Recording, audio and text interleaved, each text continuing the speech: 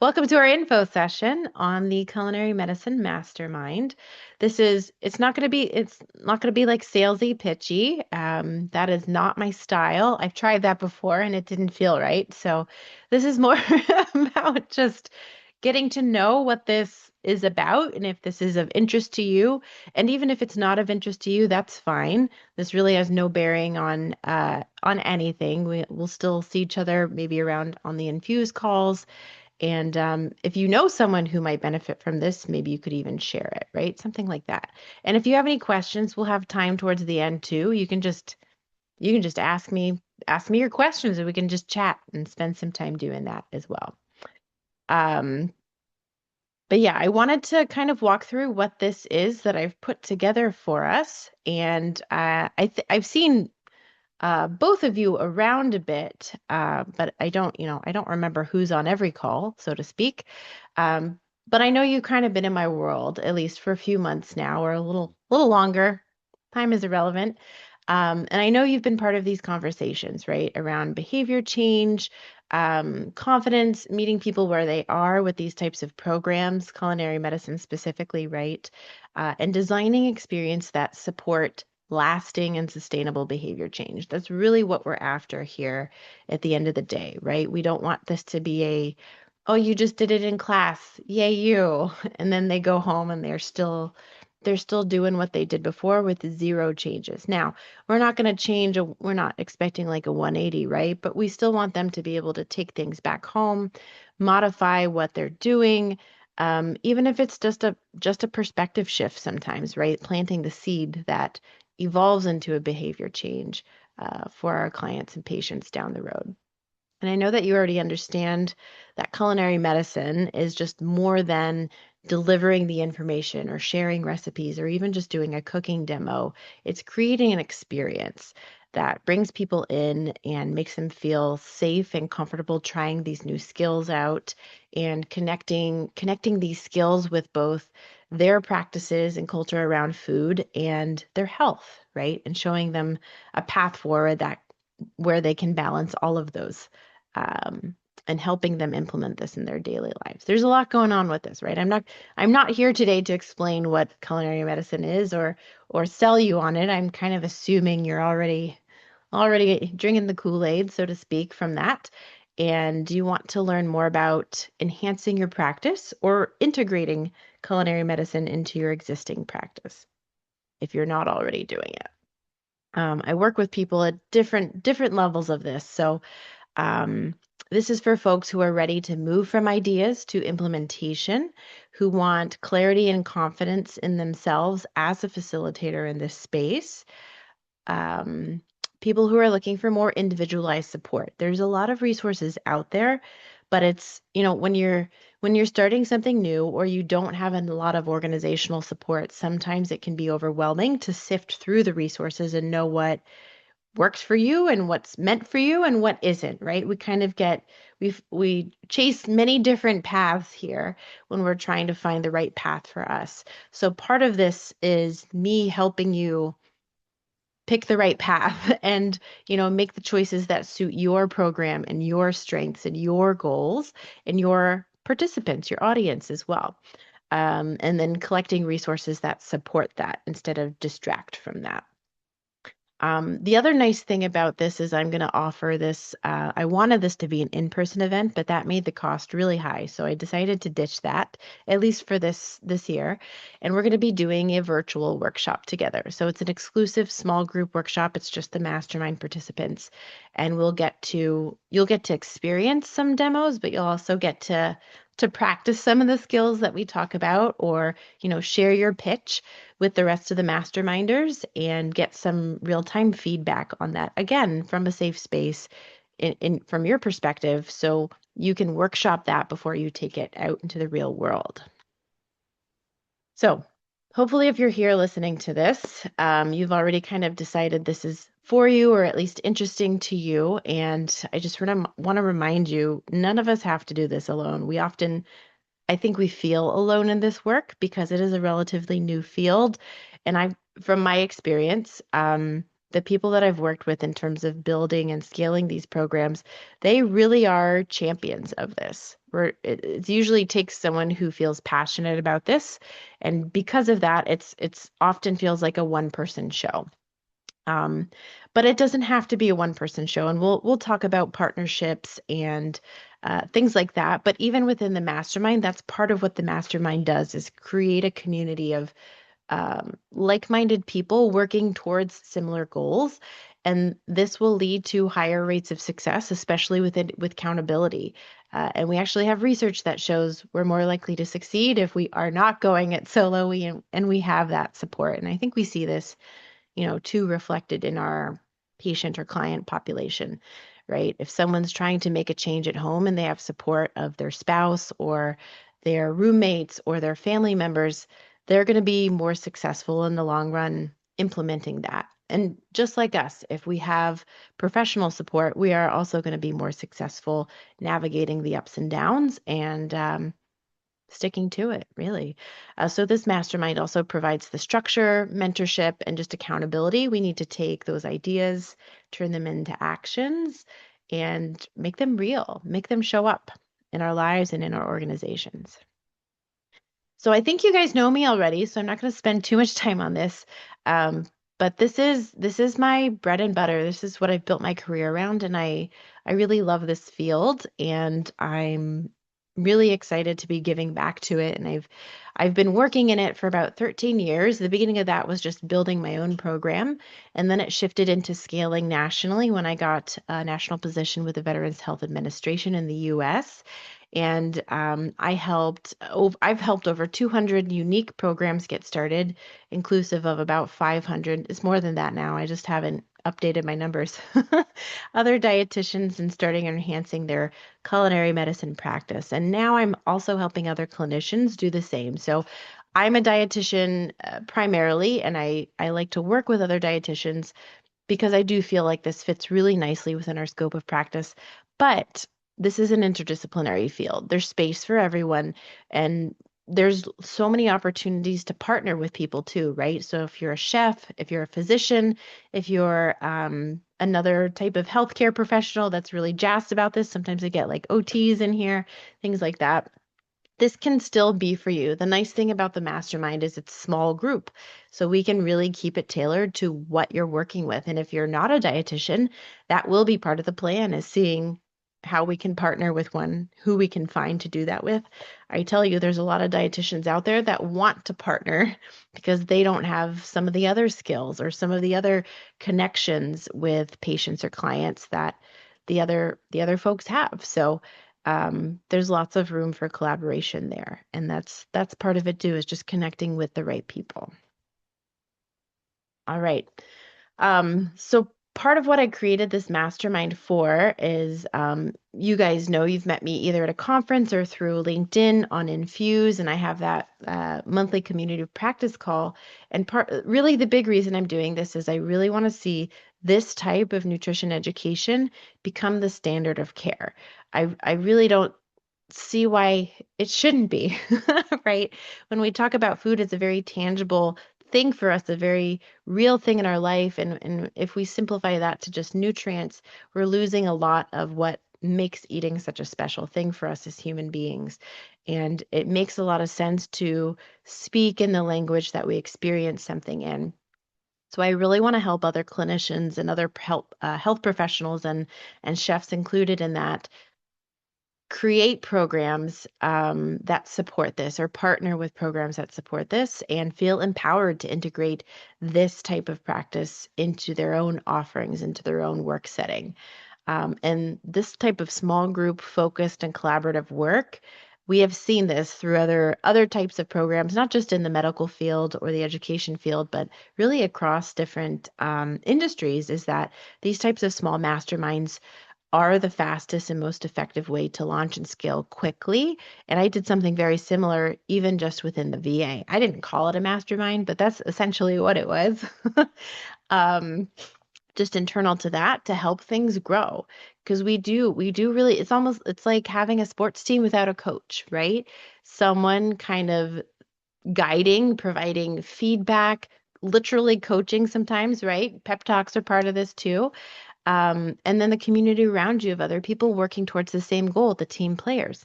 It's part of that structure, and we see wonderful things happen when we put that together and we all are able to align and achieve our goals. All right, so if if you've heard me talk, you know I really like asking questions. So I was going to ask some questions today. You can keep this to yourself, but I do want you to think about this. Maybe write it down. You can, I love to hear what you have to say if you want to just share out loud or pop in the chat. But what are your big goals for your practice in 2026? What would you like to see happen?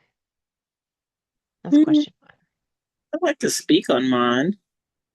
Go ahead, please. I know that there's programs already out there that do food as medicine, and I run a food pantry. I do no food preparing, but I Hmm. still think there's an opportunity to share some healthier recipes along with what we're providing in our food pantry. And it can Hmm. be food as medicine, and it can be low salt and no salt or no sugar. And finding ways to cook those things healthier to help address the social determinants of health in our community. I love that. I think that's a like a really nicely identified opportunity for how this fits. Yeah. Nice goal. Yeah, very nice. I guess my follow-up question to this would be, what do you see, what are you missing, or what do you feel like you need to help make that happen? Like I think what's getting in the way? connection to a medical provider. So Okay. I submitted it and it was denied because I don't have the measurement tools to measure the impact of, Oh, I see. and They're so wanting outcomes. I can't measure blood pressure. I can't measure Right. diabetes. I can't measure cholesterol. Therefore, they're like, yeah, you're giving them this better food, but how are you measuring? So my grant was denied. I do have a meeting with a medical provider tomorrow, and I want to pitch to see if that's something they want to do together. I've done Yeah. with the University of Arkansas Medical Sciences, and we did a diabetes um, trial on what was your A1C before. We provided food delivered to your house for 6 weeks, and did your A1C go down? And it did. But what does that sustainability plan for that look like? Right. Right. Okay. I gotcha. Yeah. No, that's very clear on that. You've been working on this one already, right? So you know what you're after. First of all, I think that's an excellent goal to be shooting for, and that really is a missing piece with these types of programs I've seen before. Shortly before I left the VA, I was working with their food security. We actually just started a whole new branch into food security, addressing it and working with we were working on like a grant with Rockefeller to deliver not meal, but food boxes, very similar to a food pantry, but it was more delivery style. And and that was kind of our piece of it was we can't just hand kind of where you're coming from, right? Instead of just giving people food, also showing them what to do with it, how to use it, how to cook it in a way that is a little bit more health supportive. Because that's right. If you're getting food and you don't know to do anything different with it than what you've been doing, there isn't going to be much change there. And we also found that if we give people healthy food without building some familiarity around those ingredients, they're not going to use them. They sometimes still just go bad or they get donated, or sometimes they'll even try to sell them off as well. And it's just because, like, what am I going to do with this eggplant? I've never made an eggplant. They're probably, yeah, it's intimidating to cook something new if you're not familiar with it. So I think the justification is 100% there. It's just about finding the right opportunity with this. Um, and maybe it like workshopping the pitch a little bit, seeing if we could maybe you could maybe even expand, I would say. I don't want to spend too much time um, talking about this. We'll come back around at the end of the call too, but this is a really good idea. And maybe even pitching it to not just medical providers, but what do you think about dietitians as well, or even a nutrition department at a university? Because I could see them really getting into this. I love that too. I think I even have considered working with students in the grad chapter becoming dietitians. That'd be a good Need one. to work on. It's a So really nice like capstone project, yeah, quite frankly. Like yeah. have a grad student come in and they could come up with the recipes and even They deliver could it through demos. at a capstone because who else Yeah. offers funding around a capstone project is Clinton Clinton the Hillary Clinton a Masters of Public Service program. If you pitch a Mhm. capstone program, they'll Mm, do those grad students that's working. Yep. there we go. So I think a barrier here, like you said, is connecting with a medical provider and designing some sort of way to capture the outcomes for sure. But Yeah. part of it too would just be to getting your pitch out to more people so we can make that connection happen. Yeah. Yeah. Thank you. Yeah, you're welcome. You're welcome. Um, and feel free to kind of, shoot me an email if you want to continue this conversation and just bounce Okay. things off me. Yeah, that's happy to help there. Thank I feel like it's gonna happen. Like this is too good of a idea to not. I believe in you. you. That's the way I feel too. Yeah, it just makes sense the way I see it, and someone else will see that too. That's right. Right. Yeah, exactly. Um, all right. Did you want to share anything, Marco, about your goals for 2026?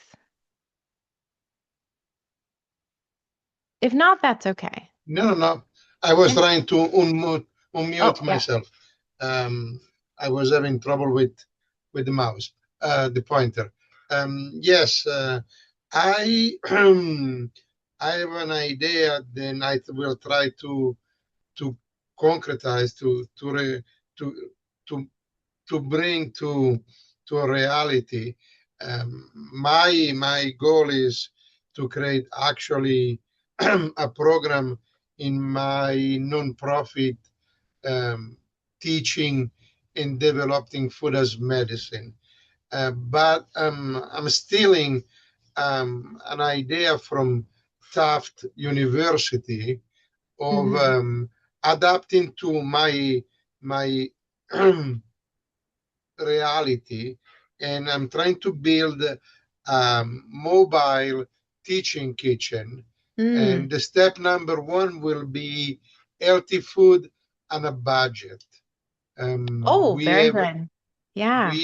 we serve part of the community of homeless people. Then we try to remove from the homeless status and family needs. So I'm trying to address and using this mobile kitchen um, as teaching them to eat on a budget and try to eat healthy, um, steering away from highly processed food. So, and will be Fantastic. will be a challenge not implementing the class, but for the family, with the cost of especially vegetable and fruit is a Mhm. challenge. And Right, right. And particularly with that population too, food storage is also a challenge as well, right? yeah, I know unhoused persons also often don't have access to mm, refrigeration or very limited refrigeration yeah. or, yeah, kind of And storage. So, I'm working with my program leader to see if we can um, start a food pantry um, with some large refrigeration unit available just to Hmm. provide, food like milk, fresh fruit, Yeah. vegetables Yeah. on a daily basis. So even if the family have limited resources, they can come and get what they need. So it's a multi-layer project. Multi-leveled. Yeah. Yes, No, yes. that's a big one. Yeah. But And that's good and for next you. year, I hope then I will be capable of acquiring more knowledge to implement a food as medicine project. So Okay. So you're the facilitator primarily. Is yes, that what I'm hearing? yes, Okay. yeah, Great. And you yes. haven't started it yet. You're still planning? Planning, yes, Still yeah. I planning. just, Okay. after a long time, I finally found a grant for buying refrigerated vehicle than Okay. was the basic needs because I need to transport the equipment. So the table, the portable stove, and all that stuff. But at the same time, I need to move in a safely matter the food. So without Right. a refrigerated van, I could not do it. So I should have the vehicle delivered by June. So Oh, nice. All I'm right. very excited. Yes. That's so exciting. Yeah. Well, congratulations on getting that vehicle. That's Yeah. amazing. Yeah. Was Yeah, is actually a very big grant. So it is. Yeah. yeah. Yeah. So you also have a lot of clarity going on and you know what you're after and we have a defined runway already too, right? We got till June Yes. Yeah. to get I'm our hands using on as it. um, I'm using as a model the Gapel Institute guidelines. So yeah. Okay. Yeah. Yeah. You are familiar with it? Yes. Yeah. Yeah. Most of those materials I probably I probably know some of the folks that went into making them. Yeah. Um, and they're like you said at the beginning though, and that's a dilemma with anything in culinary medicine is there's so much variation. You do have to do some adapting, right? Yeah. It's not always possible to take it and apply it completely unchanged because Yes. so many different And populations and and resources. then any ethnic group has their own needs, you know what I mean? And Correct. then Yeah.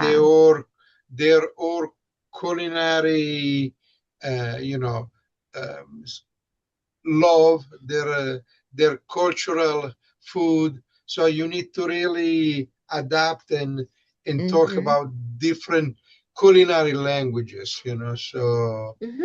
you cannot set up something for Latino and think then you can use it for Italian per se, because they have different historical, origins. So Right.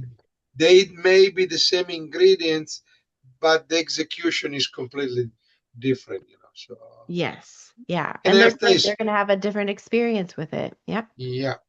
Yep. We do tortellini and they do empanadas. So, same concept, stuffing something in a crust, but it's Right. completely different. Yes. Right. Right. Yeah. Yeah.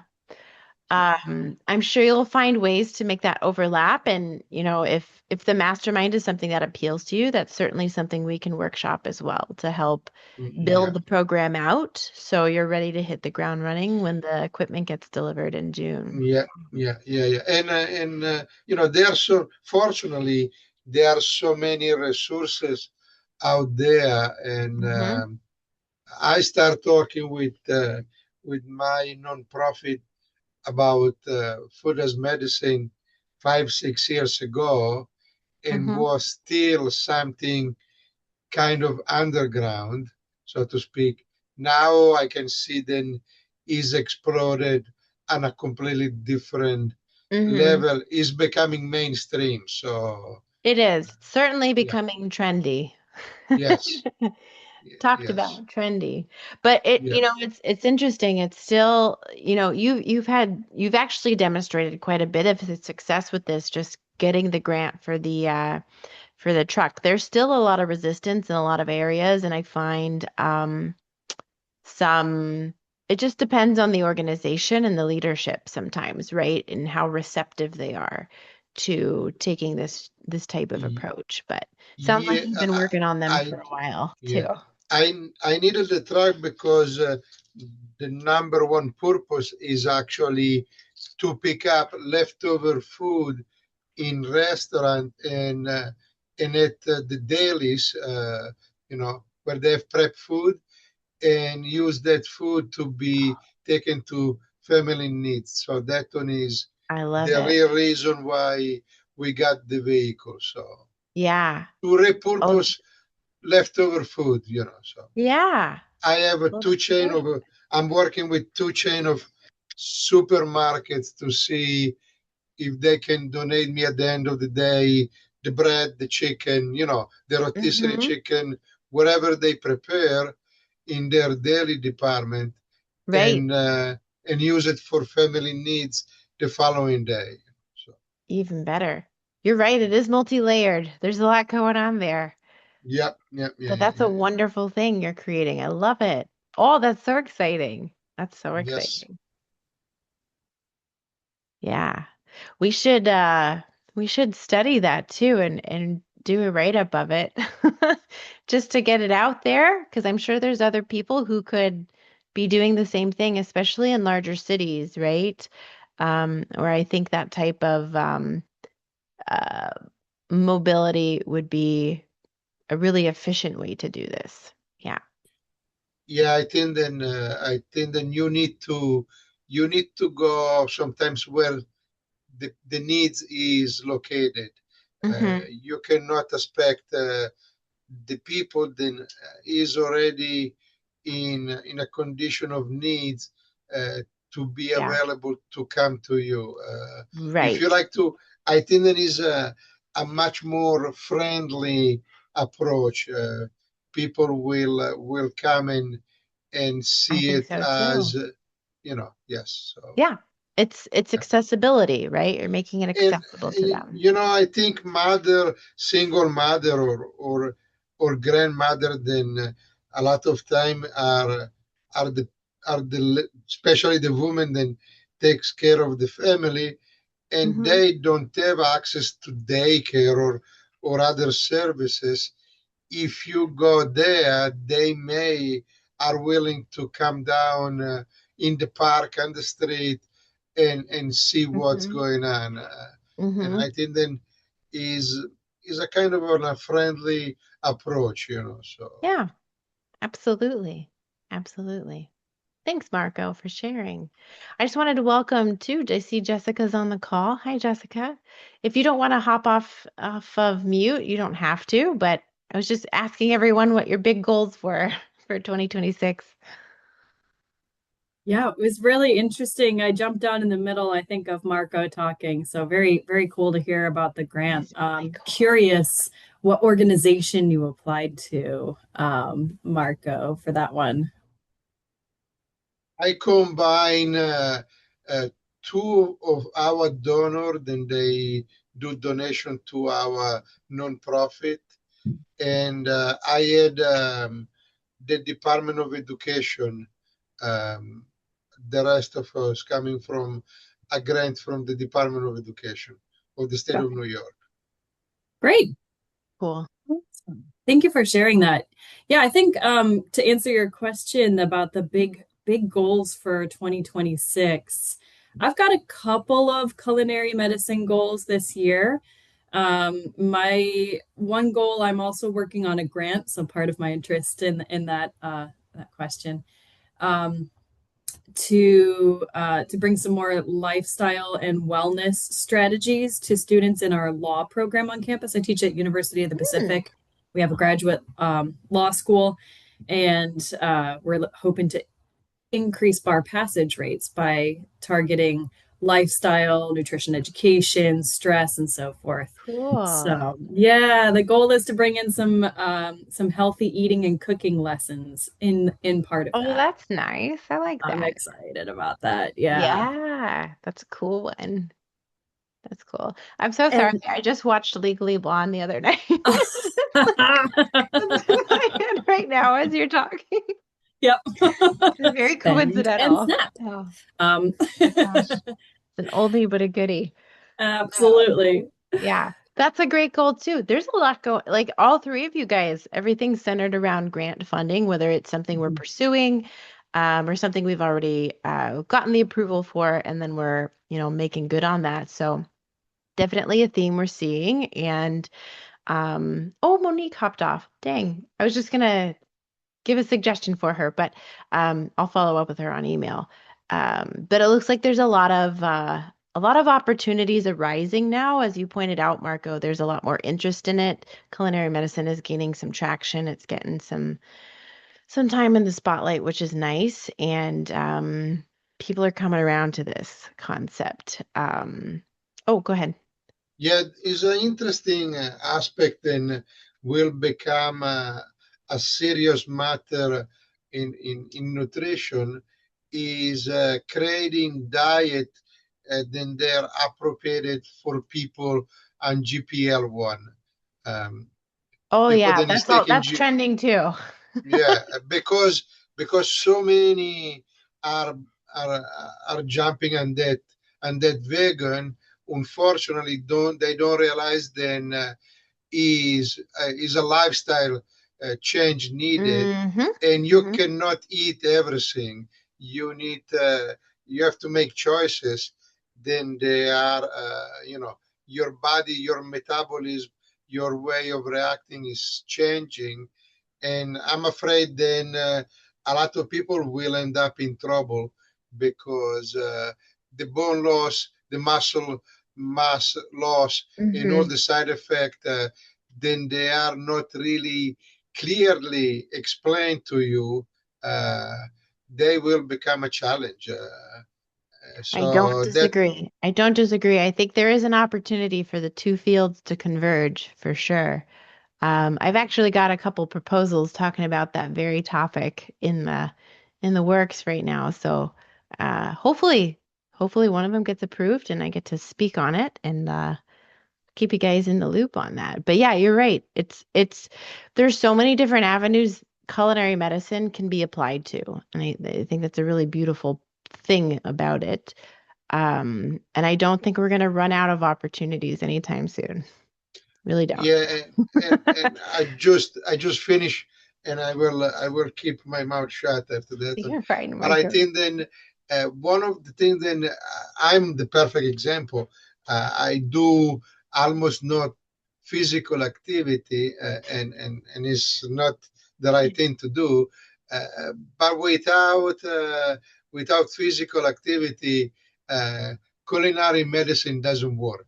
Uh, it's something that needs to work side by side. Hmm. Otherwise, your body doesn't improve. You just do half of the job again, and you really don't do what you're supposed to do. So Hmm. Yep. I think that one is a really a thought. Then you need to explain. You Oh, can absolutely. yeah. Culinary medicine is still just one slice of the lifestyle medicine pie. Yeah, yeah. Yep. So, Yeah. uh, and that one is something. Then I think then when I still hear in some of the webinar and the conference, but I think then we don't talk enough about stressing the fact that in the communication we need to add the physical activities Hmm. is not stressed enough. Perhaps. I also want to put out there that, we also have to be choosy with what we're sharing with our participants and our clients with the time that we have, right? We have to prioritize what messaging we can share because we don't necessarily get these folks for their whole life or even for more than a couple hours sometimes. So I don't think it's intentional that exercise is getting left out, but I'm sure they're focused on maybe some other outcomes at that time. And um, if it's not that comprehensive of a program, kind of just Yeah. depends on how much face time you're getting with these folks and really the Mhm. setting you're getting to see them in. Yeah. And by the way, I'm still using the old pyramid. I'm sorry, but I'm kind of conservative. Don't And take that it was, personally. It's fine. It's fine. What uh, I I, tell folks is take a look at Canada's food guide because it's pretty on point.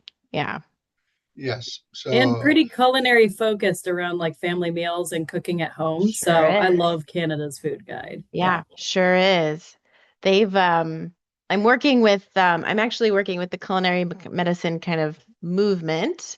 It's called Nourish in Canada, and it's interesting their perspective on culinary medicine because it's this new thing to them, but at the same time they've actually been doing more of it just ingrained in their practice already, which it's just kind of finding out where and how to define that and how people identify. Yeah. But yeah, it's a wonderful resource. Go Canada. Okay, sorry. Let's press on, guys. How much time do I got? Just so I don't go too long here. Okay, cool. I can fit it all in. I've gotten really good at talking faster now. Um, or just cutting myself off before I decide to explain things 3 different times. Um, you could tell I'm used to teaching lay clients because I'm really good at the reinforcing my point part. So just a quick recap who this is for. Initially, I designed this for dietitians, but I've opened it up to other health professionals because this is very much an interdisciplinary practice, and you don't have to be a dietitian to lead this. I just think it's really well suited for the scope. But quite frankly, even if you are a dietitian, it's still going to be interdisciplinary. So really, anyone can champion and lead these programs. It's about collaborating and finding your partners within this space to kind of complement your own skill set. So if you're a dietitian, partner with a physician, partner with a chef, and if you're a physician, partner with the others whom you are not. But regardless of who you are, really what I'm looking for, what I've kind of designed this program for, is people who are looking to integrate culinary medicine into a practice or an existing program of some sort, or to grow that if they've already started. Specifically being behavior change driven. So we're not just focusing on delivering knowledge, but really getting our participants to change the way they approach food and yeah, make choices about food. There we go in their day-to-day lives. It's also going to be thoughtfully designed for high impact. So we're all measuring, I guess we're not all measuring different outcomes. We're probably all measuring very similar outcomes, quite frankly, but we might be looking at different slices of this at different times. And we also want to make sure this programming is designed to really hit the outcomes that we're looking for and have a higher impact. I think a lot of us know that this work is high impact. We're still just working on generating a lot of or generating the efficacy for that in terms of research and showing those outcomes. There's some out there, but we do need more to kind of move that needle and have this become accepted as a standard of evidence-based practice. The other piece of this, and this was one I'm really big on, is aligning your program with your strengths, right? We're all coming from different backgrounds. We're serving different populations. We have different skill sets. Not every culinary medicine practice or program is going to look the same, and that's perfectly okay. We need that variation because as we just talked, there's so much variety in our population. It benefits from having a lot of diversity and variety in its practitioners as well. And aligning with your personal strengths and getting very clear on that is a big piece of the sustainability of the program, not just the program existing outside of you and its effect on your population, but your own sustainability, like reducing burnout kind of thing, to champion this program and keep championing it, excuse me, without running out of mojo, without running out of steam. And if we're starting to build a program that, doesn't really suit us, we're gonna spend a lot of energy doing that. when we could just make a few changes and be able to keep it going for a long, long time without feeling dragged down. And that's another piece of this I see. A piece that I've personally experienced too is just throwing yourself into something and then kind of being spent after that, but still having to keep it going kind of thing.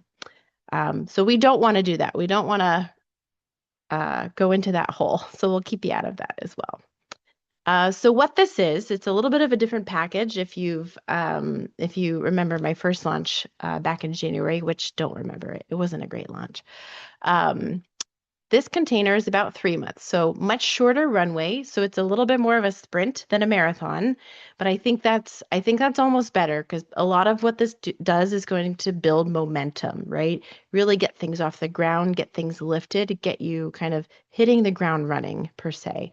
So this is a 3-month guided mentorship and implementation experience. And it's going to be unique to your program. This isn't a cookie cutter type thing. Part of the reason the mastermind is being kept so small is so I can give everyone in it my full attention and we can work with each other on things and be sounding boards and brainstorming sessions and things like that. There will be an exclusive virtual teaching kitchen workshop. It won't be in person, it will be virtual just to cut down costs and make it a little bit more accessible for people not having to travel, things like that. And I'm also going to include this tool that it's 2 separate tools, but kind of all in one package, tool that I've developed, which is a teaching kitchen audit. It's something I use in my consulting practice to go through someone's program and look for the opportunities there. Kind of like a SWOT, but not quite a SWOT analysis there. But we look for where we could make some shifts, where they want to make some shifts. We do a little bit of a strengths assessment too in that. And this really reveals where a nice starting point would be if you're trying to revamp something. And if you don't have a program already, you can just use your theoretical program. You can put all your ideas into the audit tool, and that'll kind of tell you what else you need to work on before you launch. And then speaking of launch, there is also a launch tracker that kind of aligns with the framework that we'll be using through these 3 months that you can keep up your progress with. And really the big piece about this tool is it's an accountability tool. So you can not just talk about doing things in session, but also hold yourself to it. Almost, I don't want to say journal, but kind of like a journal, just to keep yourself accountable, contain your thoughts, brainstorm things, but keep it a little bit more organized and keep pace with the mastermind momentum there. Yeah. So just to briefly walk through the content of this in the 3-month time span, we're going to be meeting twice monthly, like officially, but I'll have some extra like office hour type sessions if people want to workshop some more stuff. So there's going to be 6 core foundational sessions, and then we'll have 2 sessions on either end of the mastermind just for onboarding, getting to know each other, and then closing things out and wrapping up. But month 1 is going to be focused on clarity and foundation. So we're going to get very clear on who you are, what you're building, what's getting in the way of that, what are those obstacles, and identifying what opportunities are out there for you. We're going to get to know your audience. Who are you serving? We're going to align that with your strengths. So get to know yourself as well. And then talk about perceived versus real barriers. That's a big one I find a lot of folks tend to get caught up on. We have what we think is getting in the way of people, but we need to also know what is actually getting in the way and then take one more step further. What do they think is getting in the way, right? We kind of have 3 layers there. Our perception, their perception, and then the reality of what's going on. And none of them are invalid. We just want to be able to marry all 3 of those so we get a program that's kind of hitting all the highlights across the board. In this first month, everybody that's on this call today has a pretty clear idea of what they're going for already, but we will generate more clarity in that if there's anything that's sticky still, and we're going to put together a 90-day action plan. So a lot of this action plan will be achieved throughout the mastermind. And then you can even go further with this if you want and extend it past the mastermind. That's fine. Whatever your runway is, we can tailor it to that. Moving into month 2, this is when we start building and executing our our grand plans. You're going to be doing the work, setting things up, launching, facilitating, pitching, perhaps, if that's the stage that you're in, either growing or starting to get to know your audience, even if you haven't launched a class yet. Maybe we'll be building the curriculum out, if that's the phase that we're in, deciding what to teach, the cadence of the classes, things like that. Who are we going to focus on first, targeting and segmenting your audience? And then our calls together will focus on troubleshooting at this point. This is when we're kind of in the action phase of things.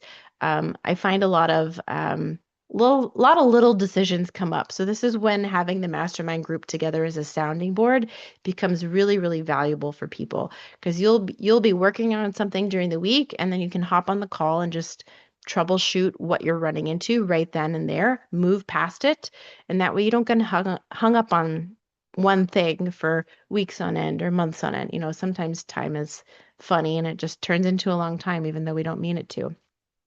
And part of that is moving through to these small decision-making processes for your program, and having that group of like-minded folks and people working in this space, and myself included, to help you come to that clarity and decisions easier and quicker is going to really help. Part of this piece also builds your confidence and conviction as a facilitator, and really taking ownership of your role in this space as a leader in the culinary medicine field, and building out your kind of professional identity, so to speak, which will lead us into month 3. This is where we start to think of building in program sustainability now that we've gotten our teeth into it a little bit, and then how we see ourselves, how we see our partners, and such moving forward in the program. So we'll really get a little bit more clear here on the professional identity of us relative to the program that we're creating, what the program needs to be sustained for the long term as well. We'll talk about evaluation, looking at outcomes, things like that, what you want to do with this moving forward, whether it's just existing in a practical capacity, whether you're going to be collecting data for reporting out to the grant funders, for your own research, things like that. Advocating for the program, helping other programs maybe even get started, right? Serving as a mentor for other folks looking to do similar things. Still expanding those partnerships, things like that. I feel like partnerships and collaboration, there's never not an opportunity for that. It just is kind of comes down to how much are you putting yourself out there. So really at the end of the mastermind, what I'm looking for is that you don't just have a program, but you are building something that will not just be self-sustaining, but also sustainable for you to keep going. And even if it's not that singular program, you can use whatever you're working on now as a pilot for future programs for yourself. You're going to learn a lot about you and the population you're working with throughout this. And even if take one isn't it, you'll still be getting a lot of feedback and education out of it, so you'll know what to do better next time. The first run of anything is really a pilot, so it's okay to do that within our own practice too. All right, so just another quick recap about what's going to be inside the mastermind. Twice monthly calls, so every 2 weeks, plus some extra ones out there just for workshopping things as we need to.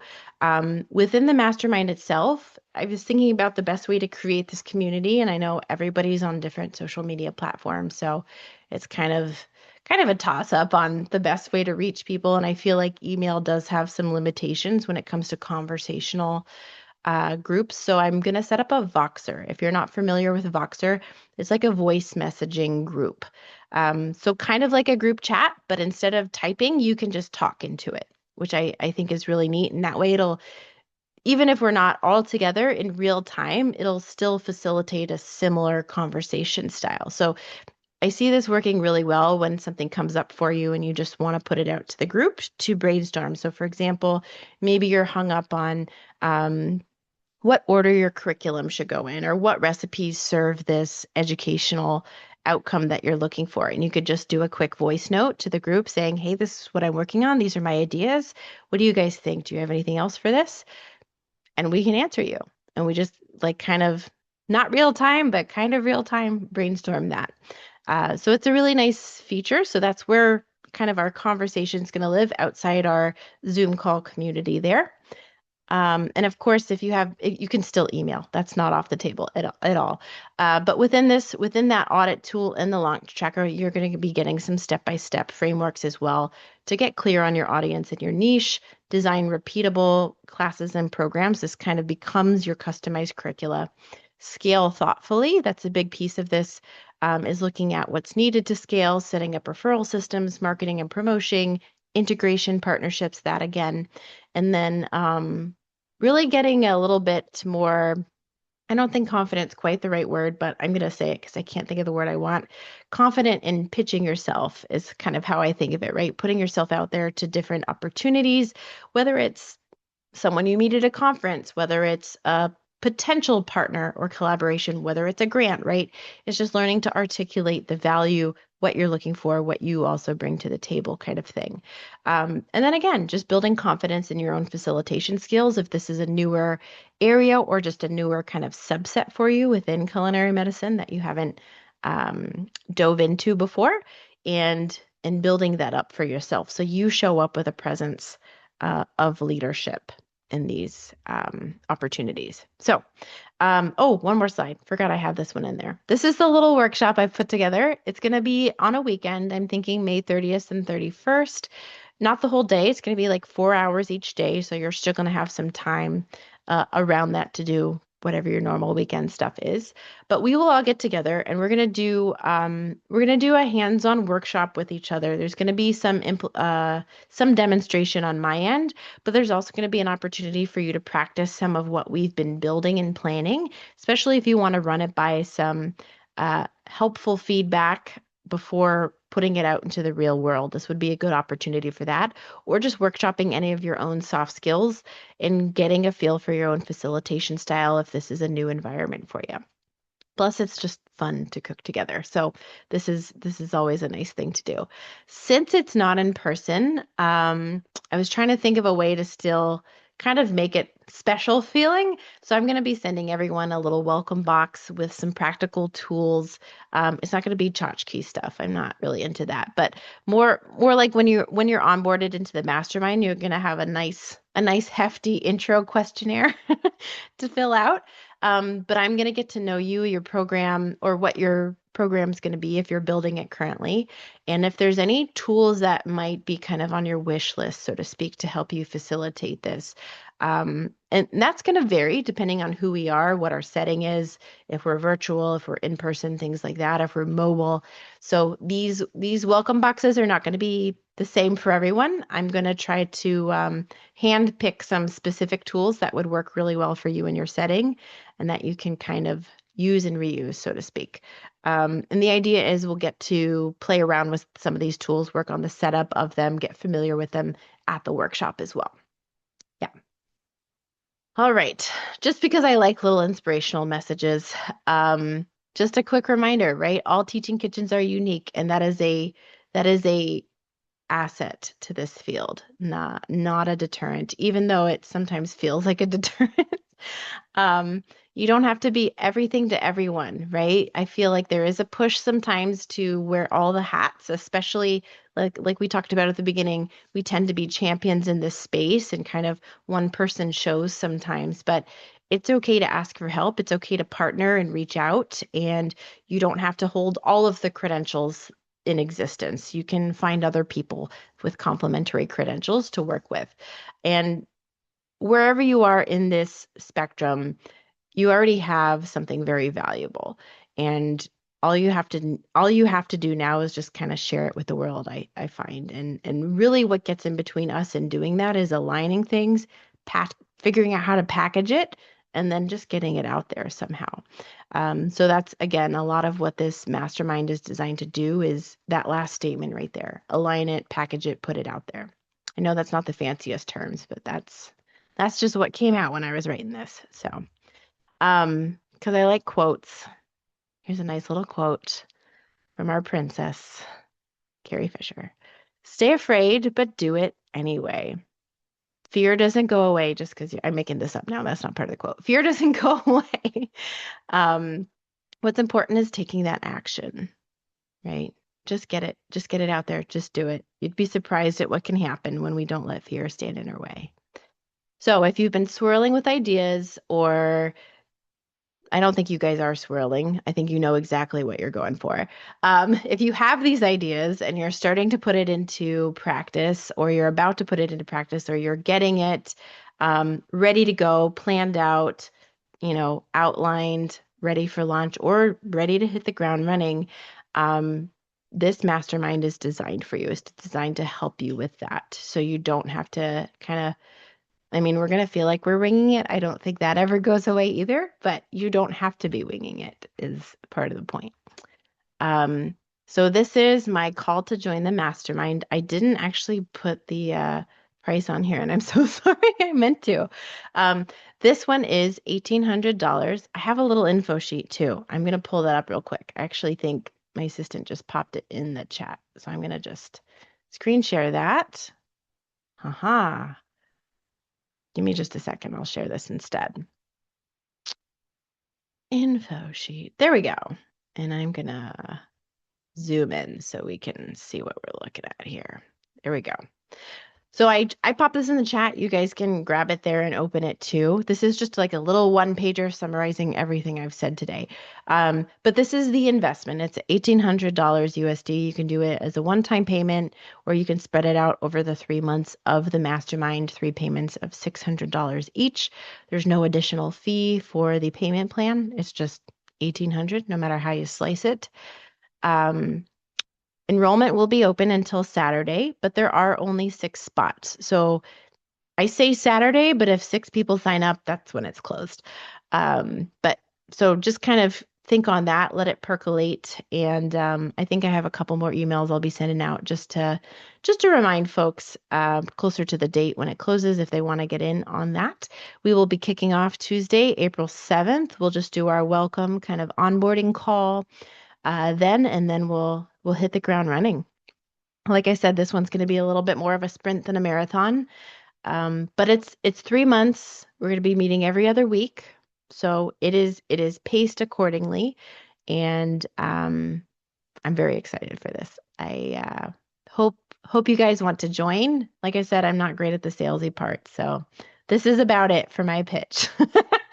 I tried some salesy tactics before and it just did not feel authentic, so I'm not going to do that again.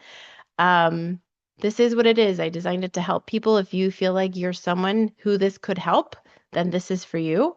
And I encourage you to enroll. You can click there is a link inside the PDF document that I shared in the chat there, but my assistant also popped in the link to the enrollment. It'll also be in your emails this week too, if you want to grab it there. But that's my spiel.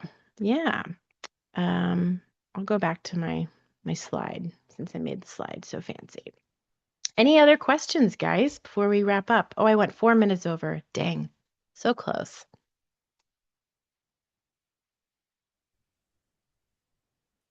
I have a quick question. Sure.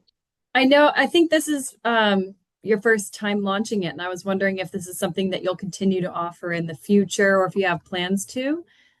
Yeah, that's a great question. And I don't know is the answer. Yeah. It is my first time launching it. The mastermind is definitely something I want to do. Like I love working in this kind of small group intensive setting. There's so much the best way, this is going to be this is not the greatest way to describe it, but I just get high off of it. It's just all the ideas, kind of like going to a conference, right? You just get really excited and I love that energy. But instead of a conference where it's just kind of one and done, this keeps it going, and you kind of get that follow-up, so you actually act on all of the energy and ideas and stuff. So that being said, I do think I will offer it again, but I'm not sure. It's not going to be again this year. This will be the one time for this year, that's for sure. If I do it again, it'll be next spring. Yeah. Okay.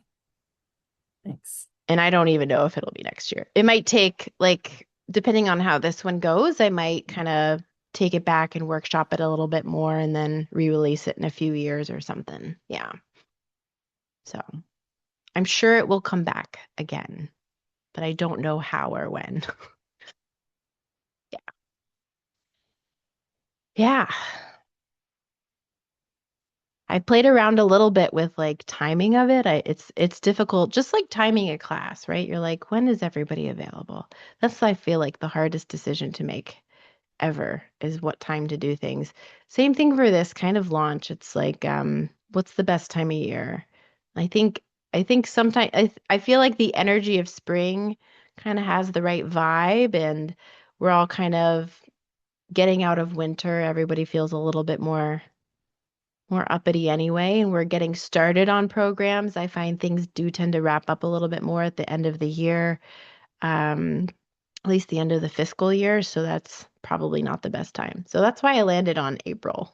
But um, yeah, if you guys have any feedback for that, I'm all ears.